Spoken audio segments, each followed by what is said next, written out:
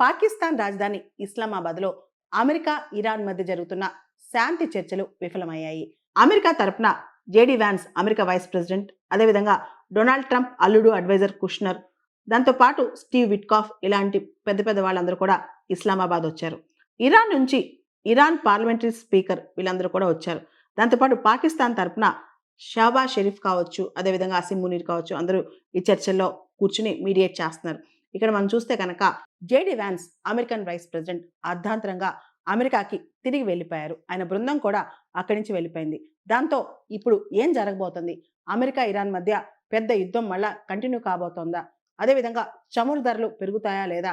దీని మీద చాలా చర్చ జరుగుతుంది. మొత్తానికైతే ఏదైతే అమెరికా ఇరాన్ మధ్య పీస్ టాక్స్ అనుకున్నారో అవి మధ్యలోనే ఆగిపోయినట్టు తెలుస్తోంది. ఇస్లామాబాద్ హోస్ట్ చేస్తున్న ఈ పీస్ టాక్స్ లో ఒక్క రోజులో కూడా అసలు ఏమీ జరగలేదని అర్థమవుతుంది అనమాట.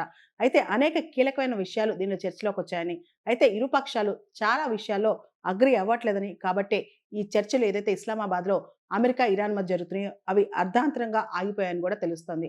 ఇక్కడ ఒక విషయం మనం గమనిస్తే కనుక ఇరాన్ వాళ్ళు ఎప్పుడైతే అమెరికాకి ఇరాన్కి మధ్య భీకర యుద్ధం స్టార్ట్ అయిందో స్ట్రైట్ ఆఫ్ హార్మూజ్ దగ్గర సీ మైన్స్ పెట్టినట్టు తెలుస్తోంది.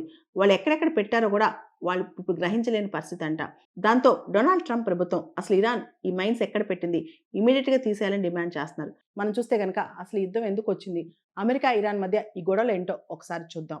మధ్యప్రాచ్యం మిడిల్ ఈస్ట్లో అమెరికా కానీ ఇజ్రాయెల్ కానీ ప్రధాన శత్రువు ఇరాన్.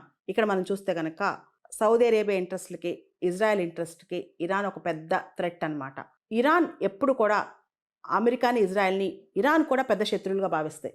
ఇన్ఫ్యాక్ట్ చెప్పాలంటే ఇరాన్ అమెరికాని బిగ్గర్ సాతాన్ అని, అదేవిధంగా ఇజ్రాయెల్ని స్మాలర్ సాతాన్ అని పిలుస్తుంది అనమాట. మధ్యప్రాచ్యంలో ఇరాన్ వల్లే ఎక్కువ అలజడులు జరుగుతున్నాయని చెప్పి అమెరికా అభిప్రాయం. ఉదాహరణకి హమాస్కి సపోర్ట్ చేయటం, హెజ్బుల్లాకి సపోర్ట్ చేయటం, హౌతీస్ సపోర్ట్ చేయటం, ఇవన్నీ ఒక పక్కనుంటే మరో పక్క ఇరాన్ యొక్క న్యూక్లియర్ ప్లాన్స్ అనమాట. మనందరూ తెలిసి అమెరికా B-2 బాంబర్స్ వాడి ఇరాన్ యొక్క న్యూక్లియర్ ప్లాంట్స్ పైన అటాక్స్ కూడా చేసింది. అయినా కానీ అమెరికాకి సరిపోవట్లేదు. 2 సంవత్సరాల క్రితమే I2U10 అమెరికా ఒకటి స్టార్ట్ చేసింది. ఇండియా, ఇజ్రాయెల్, UAE, USA ఇది కూడా ఇరాన్ని చెక్ పెట్టడానికే. ఇరాన్ యొక్క కన్జర్వేటివ్ నేచర్ కావచ్చు, ఇరాన్ యొక్క ప్రవర్తన కావచ్చు, ఇరాన్ ఇజ్రాయెల్ శత్రుత్వం కావచ్చు అమెరికాకి నచ్చట్లేదన్నమాట. ముఖ్యంగా మనం గమనిస్తే ఇరాన్ అనేది మిడిల్ ఈస్ట్లోనే పెద్ద థ్రెట్. ఇరాన్లో ప్రో వెస్ట్రన్ రెజిమ్ తీసుకురావాలి. 1979 ముందు ఎటువంటి ప్రభుత్వం అయితే ఉందో అలాంటి ప్రభుత్వం ఇరాన్లో తీసుకురావాలని అమెరికా కోరిక. మిడిల్ ఈస్ట్లో మధ్యప్రాచ్యంలో అమెరికా పెత్తనం కొనసాగాలంటే ఇరాన్ని ఆపాలి, ఇరాన్ని కంట్రోల్ చేయాలి. దీంతో పాటు ఇరాన్ ఇప్పుడు చైనాతో చాలా క్లోజ్ అవుతుంది. చైనా అనేది ఇరాన్కి లార్జెస్ట్ ట్రేడింగ్ పార్ట్నర్ అనమాట. అమెరికాకి అస్సలు నచ్చట్లేదు. ఇక్కడ చైనాని చెక్ పెట్టాలి. దాంతోపాటు ఇరాన్ చైనా 25 సంవత్సరాలకి స్ట్రాటజిక్ పార్ట్నర్షిప్, వ్యూహాత్మక భాగస్వామ్యం సైన్ చేసుకున్నాయి. దీనివల్ల అమెరికాకి నష్టం జరుగుద్ది, ఇరాన్ పెరుగుద్దనమాట.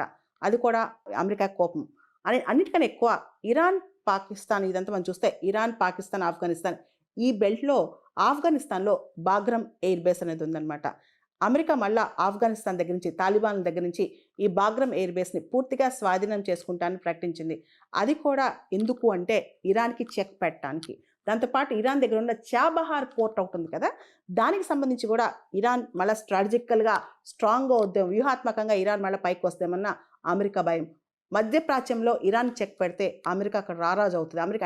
అమెరికా ఏది చెప్తే అది ఇంకదనమాట. మనం చూస్తే ఇక్కడ వెనిజులాని ఎందుకు నికోలస్ మదురోని ఎత్తుకుపోయింది అంటే, నా బ్యాక్యార్డ్లో అంటే లాటిన్ అమెరికా నాది, నా దగ్గర ఎవరన్నా అతిగా చేస్తే వాళ్ళకి ఎలా బిహేవ్ చేయాలో నేర్పిస్తానని అమెరికా పాఠం చెప్పింది. అదేవిధంగా ఇప్పుడు ఇరాన్ని కూడా ఒక దారి తీసుకొచ్చుకుంటే అమెరికాకి ఈ ప్రాంతంలో ప్రాబల్యం పెంచుకుందామని, ముఖ్యంగా చైనా, రష్యా ఈ ప్రాంతంలోకి రాకుండా చెక్ పెడదామని చెప్పి అమెరికా భావన అనమాట.